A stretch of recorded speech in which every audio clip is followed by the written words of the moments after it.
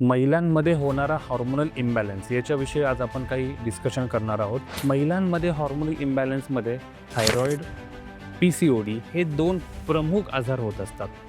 Thyroid ज्यावेळेस होत असतो त्यावेळेस हळूहळू त्या पेशंटचं, त्या महिलेचं वजन हे वाढायला लागतं. Same with PCOD.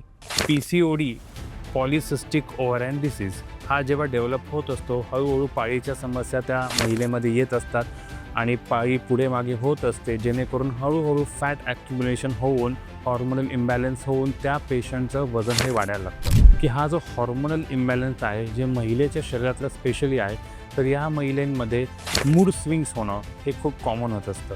म्हणूनच प्रॉपर योगा, व्यवस्थित आहार, एकदम छान अशी दिनचर्याचं पालन, ज्याच्यामध्ये ब्राह्मी मुहूर्त म्हणजे सकाळी थोडंसं तुम्ही लवकर उठणं, रात्री झोपताना तळपायांना कुठल्याही तेलाचा एक तुम्ही मसाज करू शकता किंवा नस्य म्हणजे नाकामध्ये 2 ड्रॉप आपल्या गाईचं तूप हे रात्री टाकू शकता.